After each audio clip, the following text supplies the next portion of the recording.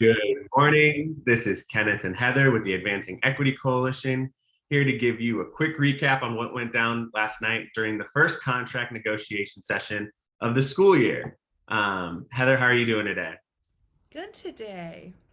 This is a very exciting time. Obviously, students are now back in school in Minneapolis Public Schools. We're recording on Friday, September 10th, which means today's the first day for high fivers and kindergartners, which is very exciting. So students are back in school and really for the first time in a big way or in a full way in 18 months. So yeah, we are just, it obviously comes with a lot of nerves, but a lot of excitement. And it sounds like the first few days have gone pretty well for students, it sounds like. What are you hearing, Heather? Yeah, I think I'm hearing lots of different experiences, but I was fun to talk to parents last night who were talking about laying out the first outfits for high fivers and kindergartners and talking about their nerves. And so I remember sending my kids off to kindergarten. It's their big days. Yeah. Well, let's get into the contract negotiation last night. And so, just a quick rundown of what was discussed last night. They first started with the conversation of simultaneous teaching. And if you've heard us do a recap before, you know that this has been an issue that has been talked about for the last few negotiation sessions. Last night's bargaining session was all about COVID. And so they started with simultaneous teaching, which essentially means teachers had to teach last year, both in person and virtual at the same time, students who are in distance learning. And so trying to figure out when a student needs to quarantine, what's going to happen, how is that student going to be supported, and how do we make sure teachers aren't doing having to teach both in person and virtually, because we know that's not what's best for students and it's also not very easy for teachers. And so that was kind of the first issue that was brought up. Again, the union wanted it in contract writing, and it sounds like the district is hesitant and doesn't really want to do that. And so there wasn't really a resolution in that, but that was kind of where it was left. And then they moved to sick leave, which is really around like if a teacher has to take some type of leave due to their own quarantining or a child quarantining and they need to take care of them, or an elderly person quarantining, who's going to, and they have to take a sick leave, like can they get more sick leave time to support those people in quarantine? And the district said that it wasn't necessarily a financial issue, but it seems to be more of like a workforce issue and trying to figure out how are they going to support students. And so that was also not, there was not an agreement on that, and it did not really go anywhere. The next item that they really focused on was around 3 feet of space and social distancing in classrooms. And in the current MOA proposal that they're talking about, it says 3 feet when possible. But what we found out and what we know is that even when 3 feet is possible, and it's probably very rare that 3 feet is really possible because our buildings aren't built for that. But when 3 feet is possible, try keeping apart, 26 first graders from like being close to each other, or even middle schoolers being close to each other. That is a challenge. And it seems like teachers are having a really hard time trying to focus on instruction and also keeping students distance. And so it wasn't clear what the ask was, in my opinion. But it sounded like they wanted to remove the when possible part of it, but I'm still not sure what that would change in terms of the difficulty of keeping students apart. So, and then the last three, I'll run through these really quickly. Within the teachers union, within MFT, they support or they represent district program facilitators and teachers on special assignments. So these are non-classroom teachers who are not, yeah, who are still a part of the union, still on a teacher contract, but just aren't in front of students every day and are either, working for the Davis Center on different things or just on different projects as maybe as like instructional leaders or coaches or whatever. And so these folks have been stepping in to sub for teachers because we have a sub shortage and we know that we're losing teachers pretty regularly because of sick leave or whatever. And so the district or the union wanted to ask for DPFs the district program facilitators and the TOSAs, the teachers on special assignment, to have a limit on how often they're subbing. Again, this is an issue of like, we need to figure out how we're going to support students, and we're not taking any options off the table for the district. And so they did not come to an agreement on that either. And then finally they caucused, and then they came back and they talked a lot about home visits and some of the safety protocols and the ways that the union wanted the district to have teachers' backs when they're going to do home visits, especially for early child special education support, and anyone who needs to have a home visit and get instruction in their home. And, you know, it sounded like a place where the district was committed to like supporting teachers in that way. They just needed to know what communication was unclear. And so that was a topic of conversation. What was also a topic of conversation was whether adults can come into buildings right now, like parents and volunteers, and like what's supposed to be the protocol around that. And again, the district said that essentially it's kind of up to principals. They need everyone masked, but like it's essentially up to principals around how they want to deal with that situation. And so yeah, that was important. And then finally, the conversation kind of ended around, is Minneapolis Public Schools willing to increase the safety protocols over the bare minimum of what the Minneapolis and the Minnesota Department of Health guidelines are suggesting. And Minneapolis Public Schools said, look, we're doing a lot. We're doing much more than what the bare minimum is requiring and what other districts across the state are requiring. And so we are committed to that. We would love suggestions on what more we should be doing. But we've done as much as we can. I'll add that all of this was within the context of President Biden releasing his plan around the pathway out of the pandemic and how that will impact schools and testing availability and all of that kind of stuff. And also within the context of LA, the Los Angeles Unified School District announcing that all students who are eligible to be vaccinated are required to get vaccinated or take regular tests. And so that was a really, really big deal last night. And that was like within the context of this conversation happening in Minneapolis Public Schools. And so I've done plenty of talking. I'll kick it to Heather to kick us off with the three big takeaways that you had in this entire discussion. Well, I think the first thing that I'll say is, doesn't it just feel like every day within COVID is its own month? I mean, we talked after last contract negotiation, like, I can't believe we're having this kind of conversation, that we have this many unvaccinated people, that Delta's, like, we didn't think that this is what the start of the year was going to look like.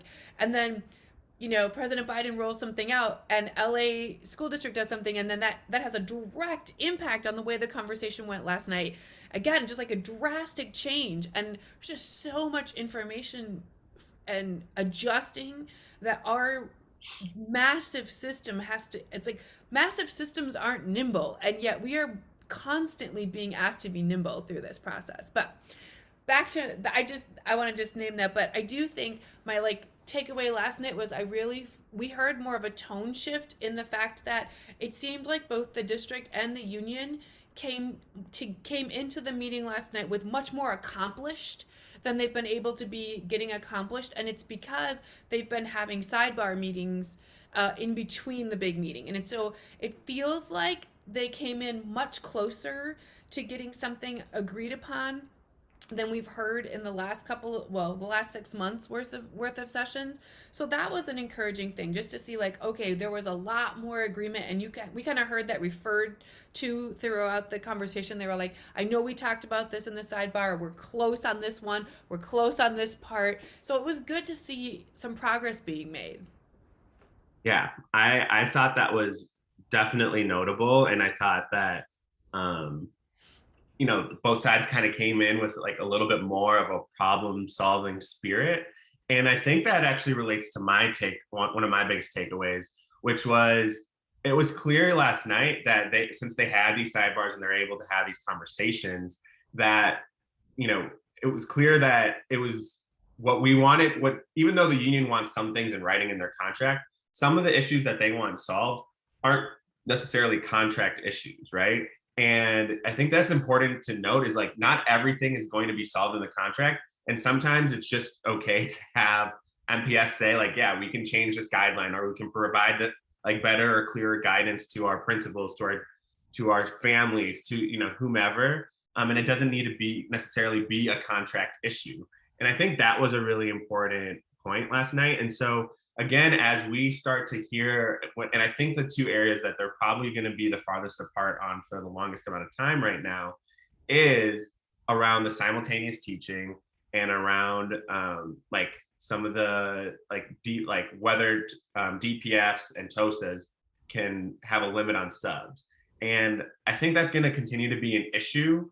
But I think what we know is that the district has this issue right now of trying to balance how can we provide like as much instructional support for students as we possibly can, and we have so many unanswered things about the pandemic that we have no idea how we're going to solve, and we can't essentially undercut ourselves by also limiting all the options on the table to support students, because at the end of the day, like we heard last night, education is an essential service and we need to treat it as such, and we need to be able to provide that essential service. And so I thought that was an important thing to center in the conversation as we struggle with how are we also going to keep staff safe, how are we going to keep students safe. And so yeah, I thought that was a really important thing. And the other last thing that I'll add is I also find it frustrating that everything like folks are trying to put everything in writing, especially around COVID. And it just feels like since there are more and more things that need to be put in writing around COVID, it continues to delay this conversation that is still on the table around teachers of color. Like all of a sudden, like this just jumped ahead of the line in the urgency of things that we need to address. And I don't know, it just feels frustrating that we're prioritizing some of these things while it seems like, one central office member can just text another one and say like, yeah, we'll send this guidance out, or we'll send this resource out, or we'll make sure this is really clear. And instead of fighting to put this in writing, like this feels like something that could easily be discussed during a sidebar or discussed in their like regular meetings that they have, like the union has with the district anyway. But yeah, so that was something that was a takeaway for me last night. Yeah, I mean, we've been waiting to finish this conversation for a month now, right? And watching it. June. We've been waiting to finish this conversation since June. Yeah, and so I think you're right. I mean, I think there's always this tension of like, yes, these are urgent problems, but also like students of color have been having urgent needs unmet in our district, and teachers of color for a long time, and so that's also urgent. And then I think I'll just name that like also one part of the conversation that I heard last night was like, this is really hard. Like teachers, I had an opportunity to talk to one of my favorite first grade teachers, and she just acknowledged that she's never had to, in 20 years of teaching, she's never had to teach kindergarten students that have never done a year of kindergarten and first grade and masking and keep them 3 feet apart and have all of them together, and just how much it is to keep for an adult to keep in her head, for her to expect of little people who have so much learning to do. I mean, I think, you know, typically when you're trying to teach a new skill in school, you're just focusing on that one skill. And we are asking of teachers and staff and students right now to manage learning multiple skills and new behaviors really quickly because we have to keep people safe. But I just like feel for our teachers and our students and our administrators. I mean, we just need to acknowledge that this is a lot. And we are also asking this much of a system that has been taxed, right? It feels like we really didn't get a break. Yeah, I also think about that on the reverse side around like students and Mm. parents, and thinking about like some of the inconsistent enforcement of different rules. And so if a principal gets to choose essentially how, how the public is welcome into their buildings or not, and a parent has students in multiple schools, right? Like I feel more welcome in some schools than I feel in my other school, and then how does that impact my child's relationship with their school? And so I think that's really difficult. And I think about especially like our high school students who have like multiple teachers in a day, and who might have a teacher like you said that will allow them to take off their mask and take a sip of water, and then in another classroom that's not allowed. Or I'm not sure how or where that happens, but it just feels like there's already an issue of like inconsistent like classroom cultures and classroom discipline and all that stuff, and now it's heightened to another degree. And so it'll just be really interesting to see how this year like unfolds when it comes to all of that, for sure. There's a lot there's a lot of ways in which the pandemic continues to highlight for us our inequities that were already built in. Yeah. Well, with that, on that note, we will sign off. I hope this recap was helpful. We will be back together for a watch party on Friday or Thursday, September 23rd from 6 to 8. So I hope you all join us. And thanks for watching. Bye.